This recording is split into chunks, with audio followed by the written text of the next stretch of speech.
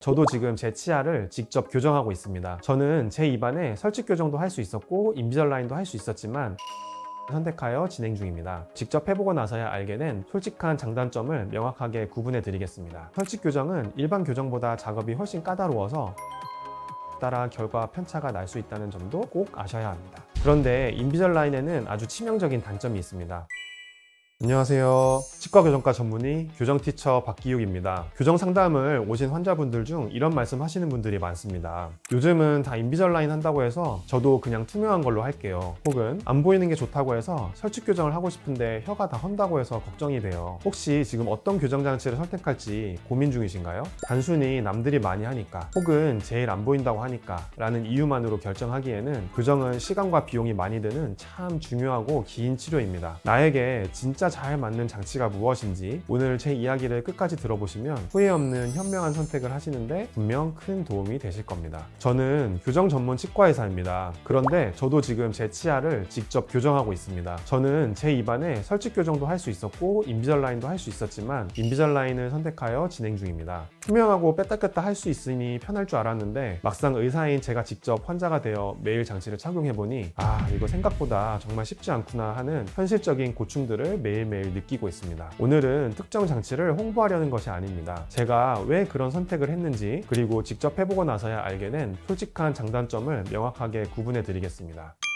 먼저 흔한 오해부터 짚고 갈게요. 인비절라인은 최신 기술이니까 무조건 좋은 거 아닌가요? 설치 교정은 밖에서 아예 안 보이니까 제일 완벽한 거 아닌가요? 둘 다 틀렸습니다. 장치는 치료를 위한 도구일 뿐입니다. 칼이 아무리 비싸고 좋아도 모든 요리에 그 칼 하나만 쓰는 요리사는 없잖아요. 상황에 맞는 도구를 골라야 하는 겁니다. 그런데 진료를 하다 보면 조금 안타까운 경우가 있습니다. 장치를 고르실 때 내 생활 패턴보다는 단순히 요즘 유행이니까 혹은 주변에서 추천해서 결정을 내리시는 경우가 가끔 있거든요. 교정은 수백만 원의 비용과 긴 시간이 들어가는 치료인 만큼 이 장치가 나에게 진짜 맞는 도구인지 한 번쯤 꼼꼼하게 따져보셨으면 좋겠습니다. 그럼 설치 교정부터 솔직하게 이야기해 보겠습니다. 설치 교정의 가장 강력한 장점은 장치가 보이지 않는다는 점입니다. 브라켓이 치아 안쪽, 즉 혀 쪽에 붙이기 때문에 밖에서는 장치가 보이지 않습니다. 직업상 장치 노출이 절대적으로 어려운 분들께는 아주 훌륭한 선택지입니다. 두 번째로 의사가 직접 치아를 컨트롤하는 일반 장치와 동일하다는 점입니다. 뺐다 꼈다 하는 가철성 장치가 아닌 고정식 장치이기 때문에 치아를 회전시키거나 앞니 각도를 조절하거나 발치 후 빈 공간으로 치아를 이동시키는 복잡한 작업에 훨씬 유리합니다. 무엇보다 환자분이 장치를 뺐다 꼈다 할 필요가 없으니 환자분의 의지나 협조도에 영향을 덜 받는다는 것도 장점입니다. 하지만 결정적인 단점이 있습니다. 혀 쪽에 장치가 있다 보니 초기에 혀 자극이 있습니다. 발음이 불편해지고 혀가 장치에 쓸리면서 입안이 헐기도 합니다. 특히 아래쪽까지 설측 장치로 진행하면 혀 불편감이 좀 더 크게 나타납니다. 그래서 윗니는 안쪽 설측으로 아랫니는 바깥쪽 순축으로 붙이는 콤비 교정을 하시면 불편감을 상당히 줄이실 수 있습니다. 물론 한두 달 정도의 적응 기간을 거치게 되면은 입안이 점차 장치에 익숙해지면서 불편감은 눈에 띄게 줄어들게 됩니다. 또한 설치 교정은 일반 교정보다 작업이 훨씬 까다로워서 의사의 숙련도에 따라 결과 편차가 날 수 있다는 점도 꼭 아셔야 합니다. 이번엔 인비절라인입니다. 인비절라인의 가장 큰 장점은 단연 위생관리입니다. 식사할 때 장치를 빼고 양치한 후 다시 끼면 되니까 고정식 장치에 비해 충치나 잇몸 염증이 생길 위험이 훨씬 낮습니다. 또한 통증이 여러 단계로 분산되는 경향이 있어서 전반적인 불편감도 덜한 편입니다. 투명해서 가까이 보지 않으면 티가 잘 안 난다는 것도 좋고요. 그런데 인비절라인에는 아주 치명적인 단점이 있습니다. 다들 아시겠지만 하루 20시간 이상 권장 22시간 무조건 착용해야 한다는 겁니다. 착용 시간이 부족하면 치아는 계획대로 움직이지 않습니다. 환자분의 협조도가 교정 결과를 100% 결정합니다. 열심히 끼지 않으시면 치료 자체가 진행되지 않아요. 그래서 컴퓨터로 계획한 이동과 실제 치아 이동 사이에 오차가 생기기 쉽고 이 오차를 줄이기 위해 중간에 스캔을 다시 하고 장치를 추가로 만드는 고정 단계, 리파인먼트를 거치는 케이스가 꽤 있습니다. 여기까지는 누구나 아는 이야기죠. 지금부터는 제가 직접 제 입에 셀프 교정을 하면서 느낀 현실적인 단점을 말씀드릴게요. 하루 22시간 착용, 이게 말은 쉬운데 현실은 쉽지 않습니다. 간식을 먹거나 커피 한 잔을 마실 때도 무조건 장치를 빼야 합니다. 그런데 장치를 뺄 때마다 치아의 뻐근한 압박과 통증이 느껴집니다.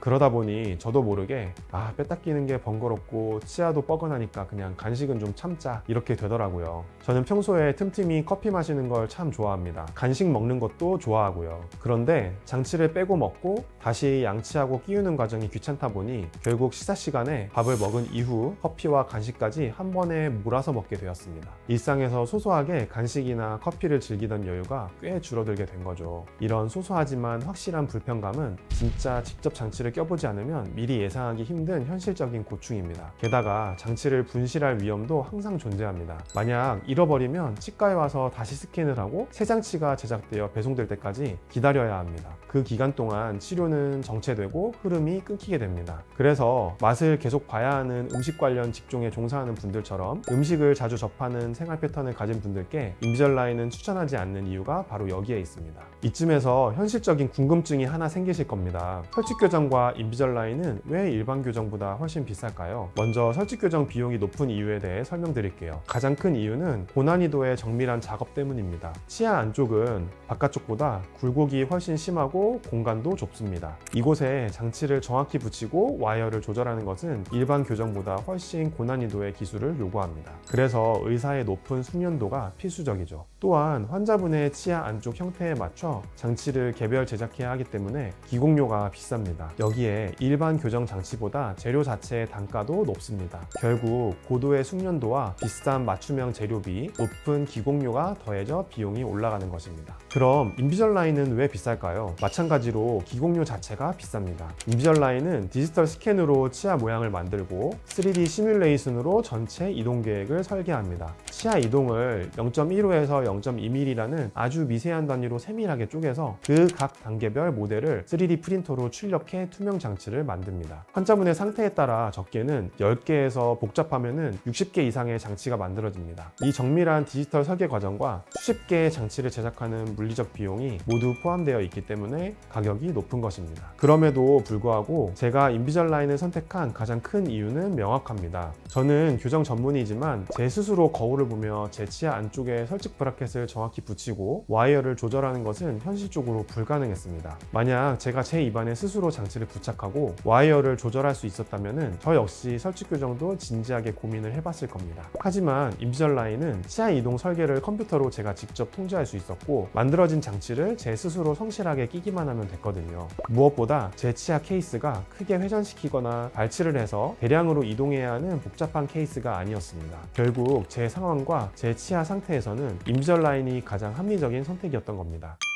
마지막으로 오늘 내용 기억하기 쉽게 정리해 드리겠습니다. 먼저 설치 교정이 잘 맞는 분들입니다. 발치나 앞니 각도 조절 등 복잡한 치아 이동이 필요하신 분, 매일 22시간씩 장치를 뺐다 꼈다 할 자신이 조금 없으신 분, 그리고 직업상 장치가 밖으로 절대 보이면 안 되는 분들께 추천합니다. 둘째, 인비절라인이 잘 맞는 분들입니다. 치아 이동량이 비교적 경미하거나 중증도의 케이스, 양치질 등 위생관리에 철저하시고 생활 패턴이 규칙적인 성인분들께 잘 맞습니다. 마지막으로 인비절라인을 피하시는 게 좋은 분들입니다. 간식이나 커피를 틈틈이 자주 드시는 분, 스스로 착용 시간을 엄격하게 지키기 어렵고 장치 관리가 번거로우신 분들, 치아를 대량으로 이동시켜야 하는 복잡한 케이스인 경우입니다. 여러분, 교정은 장치가 알아서 치료해주는 것이 아닙니다. 항상 정확한 진단과 치료 계획이 먼저 세워져야 합니다. 장치는 그 계획을 가장 안전하고 확실하게 실행해줄 수 있는 도구를 고르는 과정일 뿐입니다. 오늘 제 이야기가 본인의 치아 상태와 생활 습관에 딱 맞는 장치를 지혜롭게 선택하시는데 도움이 되었길 바랍니다. 다음 영상에서는 제가 인비절라인을 직접 하면서 겪고 있는 예상 밖의 경험들을 더 자세히 공유해 드리겠습니다. 지금까지 교정티처 박기욱 원장이었습니다. 감사합니다.